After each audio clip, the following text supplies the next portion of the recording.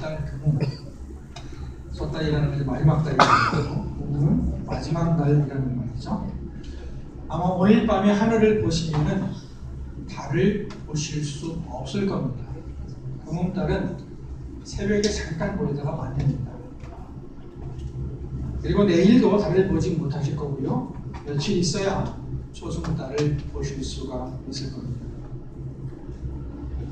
오늘이 섣달 금음이니까 내일이 설날인데, 설날은 음력으로 1월 1일이죠. 설날이라는 것은 새해 첫날이라는 뜻입니다. 음력은 달이 약 30일마다 지구를 한 바퀴 도는데 이것을 관찰해서 만든 역법입니다. 하지만 우리가 현재 쓰고 있는 음력은 순수한 음력은 아니고 윤달, 윤년을 끼워 맞춘 태음, 태양력이라고 합니다. 설날을 앞두고 몇 가지를 생각해야 할 것 같습니다. 우선은 창조주 하나님을 생각해야 합니다. 하나님은 태초에 천지를 창조하시고 천지가 일정한 법칙에 의해서 운행되도록 하셨습니다. 창세기 1장에 보면 하나님은 넷째 날에 하늘의 광명체들을 만드셨다라고 했습니다. 그러니까 해와 달과 별들을 만드셨다는 얘기인데요. 그리고 이 광명체들이 있어서 낮과 밤이 생기고 징조와 계절과 날과 해를 이루게 하셨다라고 했습니다. 그러니까 태초에 하나님이 하늘의 광명체들을 만드시고 그것들이 자전도 하고 공전도 하면서 낮과 밤이 생기고 계절이 있고 해가 있게 하셨다. 그리고 징조가 있게 하셨다 그랬는데, 징조라는 것은 사인을 의미하죠. 사인. 이 광명체들, 해와 달과 별, 수성이니 금성이니 목성이니 토성이니 한 위성들, 이런 것들이 움직임을 통해서 하나님께서 어떤 사인을 주신다. 그래서 신약 성경에 보면은 동방 박사들이 그 사인을 보고 예수님을 찾아오는 것을 볼 수가 있습니다. 새해를 맞이하면서 창조주 하나님을 생각해야 하는 것은 바로 새해가 창조주 하나님이 만들어 놓으신 우주의 법칙에 따라 돌아오게 되기 때문입니다. 우리는 그저 하루하루 먹고 살기 위해서 바빠서 우주를 생각하거나 혹은 하늘을 쳐다볼 여유가 없는 것 같습니다. 매일 뉴스를 통해서 전해지는 각종 범죄 이야기나 자연재해 이야기를 들으면서 우리는 늘 스트레스를 싫으나 좋으나 받고 있습니다. 물론 우리가 사회 현상도 알아야 하겠고 안정되고 행복한 삶을 살기 위해서 열심히 일도 해야 하겠지만, 그래도 가끔은 하늘을 쳐다볼 필요가 있고 하늘을 바라보면서 창조주 하나님을 기억해야 하는 것입니다. 그리고 내일과 같은 설날은 바로 창조주 하나님을 생각하기에 좋은 시간입니다. 왜냐하면 앞서 말씀드린 대로 우리가 새해를 맞이하게 된 것은 바로 하나님의 창조 법칙에 따라서 맞이하게 되었기 때문입니다. 성경은 우리들에게 창조주 하나님을 기억하고 하나님께 영광을 돌리라고 말합니다. 또 성경은 우리들에게 창조주 하나님을 기억하고 절망 중에서도 소망을 가지라고 말합니다. 예를 들어서 우리가 에스겔서 37장 말씀은 절대 절망 가운데 있는 하나님의 백성들에게 절대 소망을 가지라는 말씀입니다. 그때도 창조주 하나님을 기억할 것을 말씀하고 있습니다. 또 성경은 우리에게 공의로 세상을 다스리시는 하나님을 기억하고 또 경외하라고 또 순종하라고 말합니다. 새해를 맞으면서 우리는 창조주 하나님, 사랑과 공의의 하나님을 생각해야 합니다. 또 우리는 새해를 맞으면서 설 명절을 맞으면서 하나님께서 우리에게 허락하신 가정을 생각해야 하겠습니다. 우주의 이치를 따르면 창조주 하나님을 기억하고 찬양하는 것이 우선되어야 하고요. 그리고 또 우리가 실질적으로 설을 맞이해서 식구들이기 때문에 가정에 대해서 생각해야 하겠습니다. 가정은 하나님께서 만드신 제도입니다. 하나님은 아담을 만드시고 그의 갈비뼈로 하와를 만드셨습니다. 그리고 그들이 부부가 되게 하셨습니다. 그리고 자녀를 생산하게 하셨습니다. 또 자녀는 부모 품에서 자라다가 독립해서 부부가 되게 하시고 또 자녀를 생산하게 하셨습니다. 가정은 우리 사회에서 가장 기본적인 공동체이고 가장 중요한 공동체입니다. 사람은 가정에서 태어나고 양육받고 가족들과 모든 것을 공유하면서 행복을 맛볼 수 있습니다. 가정이 안정되지 않으면 가족들도 안정될 수 없습니다. 따라서 우리 사회가 지켜야 할 가장 중요한 것 중에 하나가 바로 가정입니다. 오늘 읽은 말씀은 복된 사람 혹은 복된 과정에 관한 말씀입니다. 여호와를 경외하며 그의 길을 걷는 자마다 복이 있도다. 내가 내 손이 수고한 대로 먹을 것이라. 내가 복되고 형통하리로다. 내 집 안방에 있는 내 아내는 결실한 포도나무 같으며 내 식탁에 둘러 앉은 자식들은 어린 감람나무 가지리로다. 포도나무를 생각해 보세요. 그리고 감람나무, 올리브나무를 생각하세요. 포도나무는 우리나라에 있으니까 생각하시기가 쉬우실 텐데 올리브나무, 감람나무. 여호와를 경외하는 자는 이같이 복을 얻으리로다. 시편 128편 말씀은 어떻게 복을 받을 수 있는지 또 복을 받았다는 것은 무엇인지를 말해주고 있습니다. 하나님을 경외하는 것이 복받는 비결입니다. 경외한다는 것은 두려워한다는 것이죠. 보통 두려움을 안 좋은 것으로 생각합니다. 여러분도 가끔 뜬금없이 두려움을 느끼실 때가 있나 모르겠어요. 저는 그럴 때가 있습니다. 어떤 두려움을 느끼냐면 죽음에 대한 두려움을 느낄 때가 있습니다. 가끔 몸이 안 좋아져서 그런지 내가 죽을 것 같다 그런 생각이 들 때가 자주는 아닌데 가끔 있습니다. 여러분도 아마 그런 생각이 드실 때가 있을 겁니다. 안 좋은 두려움은 근거 없는 두려움, 막연한 두려움 혹은 상시적인 두려움입니다. 그러나 모든 두려움이 나쁜 것은 아닙니다. 하나님에 대한 두려움은 좋은 두려움입니다.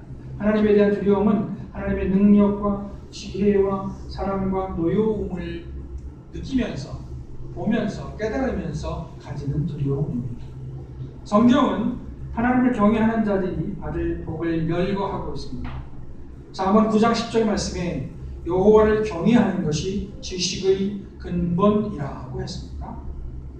그러니까 참된 지혜자가 되려고 하면 하나님을 두려워해야 된다는 겁니다. 잠언 14장 27절 말씀에 여호와를 경외하는 것은 생명의 셈이라 사망의 그물에서 벗어나느니라고 했습니다. 생명을 누리고 싶으시면 하나님을 경외해야 된답니다. 잠언 15장 33절 말씀에 여호와를 경외하는 것은 지혜의 분계라 겸손은 존귀의 앞잡이라고 했습니다. 잠언 22장 4절 말씀에 겸손과 여호와를 경외함의 보상은 재물과 영광과 생명이라고 했습니다. 그러니까 우리가 재물을 얻고 싶다면 하나님을 경외해야 한다는 것입니다. 말라기 3장 16절 말씀에 여호와를 경외하는 자와 그 이름을 존중히 여기는 자를 위하여 여호와 앞에 있는 기념책에 기록하셨느니라 했습니다. 그러니까 여호와를 경외하는 자의 이름이 생명책에 기록이 되어 있다 하는 것입니다. 하나님을 경외하는 것이 복받는 비결입니다. 그리고 하나님을 경외한다는 것은 하나님 말씀에 순종한다는 것입니다. 하나님의 말씀을 무시하면서 하나님을 경외한다고 말할 수는 없을 것입니다. 시편 128편 말씀은 복받는 비결을 말하고 있고 또 복이 무엇인지 말씀하고 있습니다. 내 손이 수고한 대로 먹을 것이라. 내가 복되고 형통할 것이라고 했습니다. 하는 일이 잘 될 것이다 하는 말씀입니다. 사람들은 흔히 하나님의 법칙이 아닌 자기 꾀를 내서 일을 하다가 잘못되는 경우가 많습니다. 꾀는 필요하지만 하나님의 법칙을 따르는 꾀는 흔히 죄가 됩니다. 그리고 죄의 결국은 사람을 망하게 합니다. 하나님을 경외하는 자는 자기가 하는 일에 있어서 형통하게 됩니다. 또 가족이 복을 받게 됩니다. 내 집 안방에 있는 내 아내는 결실한 포도나무 같으며 내 식탁에 둘러 앉은 자식들은 어린 감람나무 같은 거다. 가족이 복을 받는다는 것입니다. 시편 128편 말씀은 우리에게 복 받는 비결을 말해주고 있습니다. 그러나 이 말씀이 근본적으로 추구하는 것이 복 자체가 아니라는 것을 생각해야 하겠습니다. 일이 잘 되게 하려고 하나님을 경외하는 것이 아닙니다. 식구들이 복을 받게 하기 위해서 하나님 말씀을 따르는 것이 아닙니다. 하나님을 경외하고 하나님 말씀을 순종하다 보니까 복을 받게 되는 것입니다. 흔히 그렇게 얘기하죠. 돈을 쫓아가지 말고 돈이 쫓아오게 하라, 그런 얘기를 합니다. 돈을 잘 버는 한가로운 사람들의 이야기다 이렇게 생각할 수가 있죠. 어떤 금융 전문가는 그렇게 얘기하더라고요. 돈을 많이 벌려면 늘 돈을 생각해야 된다, 그런 얘기를 하는 것을 들은 적도 있습니다만, 돈을 쫓아가지 말고 돈이 쫓아오게 하라 하는 것은 일리가 있는 것 같습니다. 복을 쫓아갈 것이 아니라 복받는 삶을 살면 복은 따라오게 될 것입니다. 물론 의인에게도 권한이 있습니다. 불의한 자가 잘 되는 경우도 있습니다. 그러나 시편 28편에서 우리가 생각해야 할 것은 복받을 삶을 살면 복을 따라온다 하는 것입니다. 시편 128편 말씀은 설 명절을 맞이하는 우리에게 걸맞는 말씀입니다. 이 말씀은 복된 가정에 대해서 말하고 있기 때문입니다. 기왕에 복된 가정에 대해서 말씀을 드렸으니까 복된 그리스도인의 가정에 대해서 말씀드리겠습니다. 예수 안에서 복된 가정에 대해서 말씀드리겠습니다. 창조주 하나님은 일정한 법칙을 가지고 세상을 창조하셨습니다.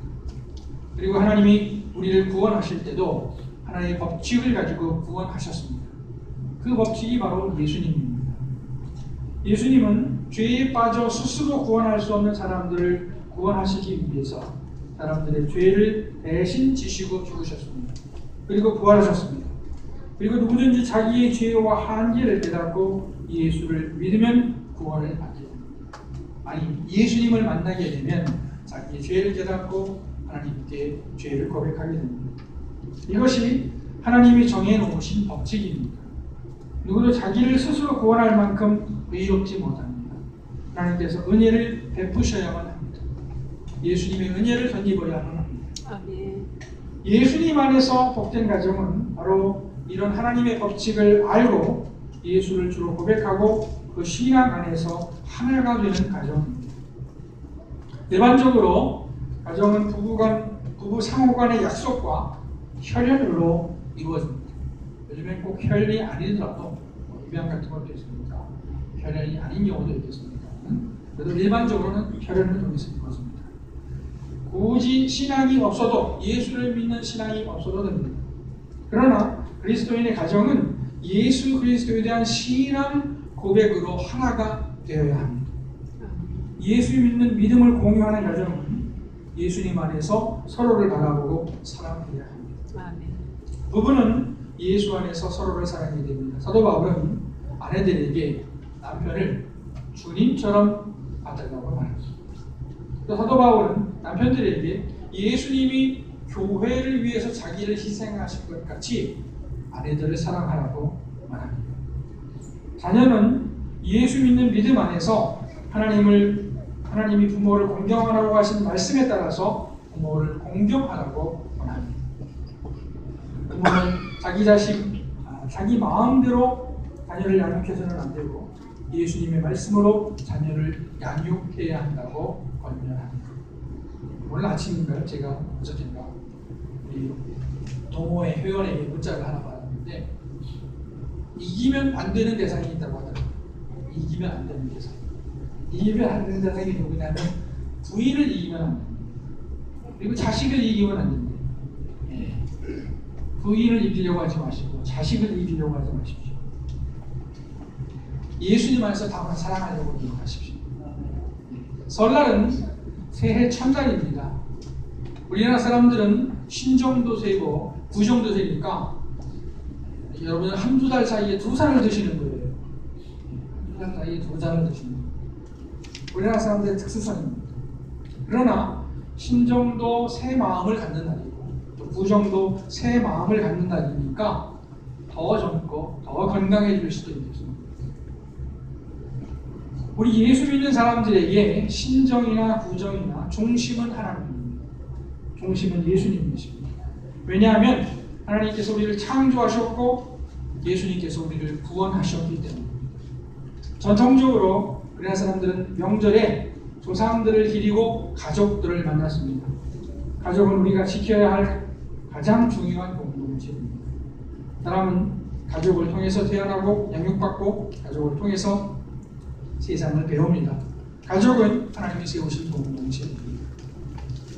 아무쪼록 내 설날을 앞두고 설날을 맞이해서 천지를 만드신 하나님 아버지의 사랑과 능력이 이 자리에 함께하신 우리 주님께 모든 가정 위에 함께하시기를 바랍니다. 예수님 안에서 복된 영광을 받으시고 복된 가정 이루시길 바랍니다. 기도하시겠습니다.